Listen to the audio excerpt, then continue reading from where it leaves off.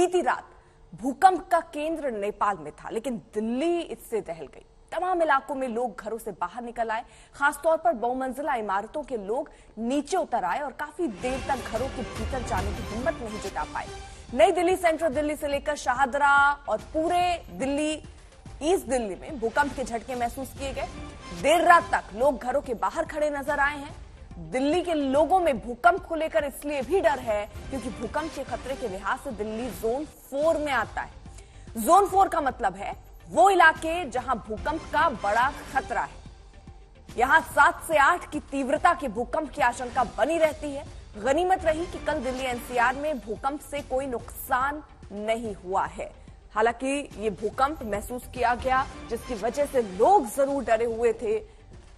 घरों के बाहर निकलकर वो इंतजार कर रहे थे कि किसी तरह जब ये भूकंप थमे उसके बाद ही वो अपने फ्लैट में या अपने घर पर जा सकें। ये तस्वीरें भी जो अलग अलग जगहों की आई हैं वो भी हम आपको साथ ही साथ दिखा रहे हैं। तो मल्टी स्टोरी इमारतों के लोगों में हालांकि ज्यादा दहशत थी, क्योंकि वो अगर भूकंप के झटके को नहीं सह पाता तो पूरी पूरी इमारत गिरने की एक संभावना जगती है, जिसलिए लोग डरे हुए थे, इसी बात से आशंकित थे और घरों से बाहर थे।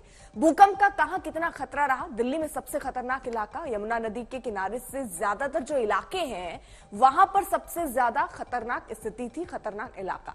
उत्तरी दिल्ली का कुछ हिस्सा भी इसमें आता है जो खतरनाक इलाके में कहा जा सकता है, जहां पर भूकंप के झटके अगर और तीव्र आते तो खतरा ज्यादा बड़ा हो सकता था और इसीलिए लोगों के मन में वो दहशत थी। क्योंकि अमूमन इस तरीके से दिल्ली जो है वो भूकंप से कांपती नहीं है, लेकिन अगर अभी ऐसा होता है तो लोगों में दहशत और डर की मात्रा भी ज्यादा होती है। दक्षिण पश्चिम दिल्ली का कुछ हिस्सा भी है जो दिल्ली में सबसे खतरनाक इलाकों में आता है। इसके साथ ही साथ नॉर्थ कैंपस, सरिता विहार, गीता कॉलोनी, शकरपुर, पश्चिम विहार, वो इलाके, वजीराबाद, रिठाला, रोहिणी, जहांगीरपुरी, करोल बाग, ये वो खतरनाक इलाके हैं जहां पर भूकंप अपना प्रकोप बरसा सकता है। इंदिरा गांधी इंटरनेशनल, बुराडी, ये अलग अलग जगहों की हम आपको बात बता रहे हैं जहां पर मध्यम खतरे का अब जो है ये इलाका है। आपको पहले हमने दिखाया कि खतरनाक इलाके कौन कौन से हो सकते हैं और मध्यम खतरनाक इलाके कौन से होंगे। भूकंप का कहां कितना खतरा है? Lutyens zone high risk zone, लेकिन पूर्वी दिल्ली जितना खतरा लुटेंस जोन में फिलहाल नहीं है। तो ये भूकंप किस तरीके से दहला सकती है और कौन कौन से इलाके ज्यादा खतरनाक उसमें आते हैं और कौन मध्यम आते हैं वो हम आपको बता रहे हैं। अब नेपाल में भूकंप का केंद्र माना गया। 3 देश इसकी वजह से वहां पर हलचल महसूस की गई। तो केंद्र जो था वो नेपाल में था, जिसकी तीव्रता 6.3 की थी। इसके अलावा चीन के कई इलाके हैं जो इस भूकंप से प्रभावित हुए हैं और भारत में इसका प्रभाव भी देखा गया। उत्तर भारत पर इसका असर देखा गया है। भूकंप के जो झटके नेपाल में जो केंद्र था वहां से जो भूकंप उठा, अलग अलग जैसे चीन ने भी, उसके कुछ इलाकों ने भी महसूस किया और भारत के भी कुछ इलाकों ने महसूस किया। अब हम आपको दिखा रहे हैं कि भूकंप के झटके से किस तरीके से ये देश के अलग अलग हिस्से हिले हैं। जम्मू कश्मीर, पंजाब, हरियाणा, मध्य प्रदेश, दिल्ली, हिमाचल प्रदेश, उत्तराखंड, यूपी, बिहार। तो ये जो आप देख रहे हैं सारे ऊपर के जो ये राज्य, वहां पर ये भूकंप के झटके महसूस किए गए। कौन कौन से शहर हैं जहां पर ये झटके महसूस किए गए? गाजियाबाद, दिल्ली, नोएडा, वाराणसी, पटना, रुद्रप्रयाग, चंडीगढ़, श्रीनगर, शिमला, देहरादून, पिथौरागढ़, गोरखपुर और मुजफ्फरपुर। तो ये हम आपको शहर दिखा रहे हैं जिसने भूकंप के झटके महसूस किए, कहीं थोड़े ज्यादा, कहीं थोड़े कम। प्रेसिडेंट्स क्लाइमेट वेदर सर्विस के सर, सबसे पहले जरा ये जिस तरीके का भूकंप है, इससे भविष्य के लिए क्या आप देख रहे हैं? क्या ज्यादा ये, क्योंकि जोन 4 में ये दिल्ली जैसा इलाका आता है, ये कितना खतरनाक हो सकता था? आज की जो स्थिति है वो कितनी आपको खतरनाक लगती है आने वाले भविष्य को देखते हुए?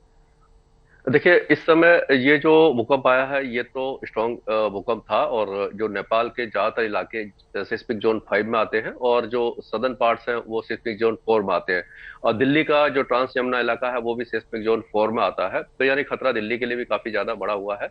लेकिन ये जो प्लेट टेक्टोनिक्स है, यानी कि जो इंडियन प्लेट और यूरेशियन प्लेट है, जिसका जो जोड़ है वो हिंदू कुश से लेकर के अरुणाचल प्रदेश, यानी पहाड़ों, जो हिमालय का जो पूरा आप देख सकते हैं श्रृंखला, वो पूरी जो है वो एक कह सकते हैं कि वहां पर जोड़ है।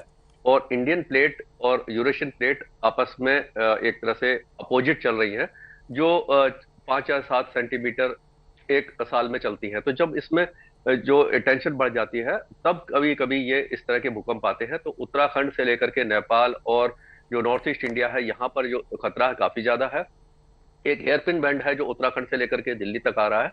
तो यहाँ पर इतना ज्यादा बड़ा भूकंप आने की संभावना काफी ज्यादा कम है, लेकिन 5 रेक्टर स्केल तक भी अगर आता है तो दिल्ली के लिए काफी ज्यादा खतरा है, क्योंकि दिल्ली में कई ऐसे बिल्डिंग हैं या ऐसे इमारतें हैं जो बहुत ज्यादा मजबूत नहीं है, और काफी छोटे प्लॉट पर काफी ऊंची ऊंची बिल्डिंगें बनी हुई हैं। तो उस इलाके में जहाँ कंजेशन ज्यादा है वहां पर खतरा काफी ज्यादा बढ़ जाता है। लेकिन जब इस तरह का भूकंप आता है तो उसका जो असर है दिल्ली एनसीआर में, एक तरह से हम कह सकते हैं कि 4 या 4.5 रेक्टर स्केल पर इसका असर दिखाई देता है, अगर वहां 6 या 6.5 का है उत्तराखंड या नेपाल में। जी।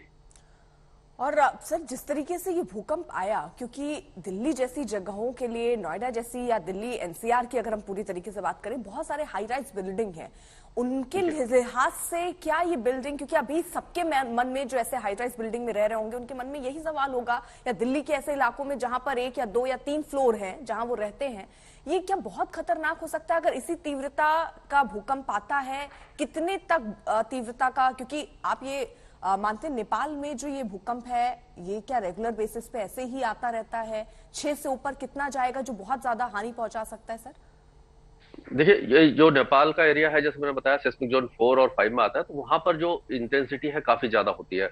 और दिल्ली का भी जोन 4 में आता है, लेकिन क्योंकि इसमें कोई इतना बड़ा, ये एक तो मुरादाबाद फॉल्ट है, ये बहुत ज्यादा बड़ी फॉल्ट नहीं है, यानी कि जो जोड़ है वो बहुत ज्यादा बड़ा नहीं है, तो इसमें स्ट्रॉन्ग भूकंप आने की संभावना काफी ज्यादा कम है। लेकिन अगर मॉडरेट इंटेंसिटी का भूकंप भी आता है तो जो हाई राइज बिल्डिंग है उसमें शेकिंग ज्यादा होती है, जितने ज्यादा ऊंचे फ्लोर पे आप होंगे उतने ज्यादा आपको महसूस होगा।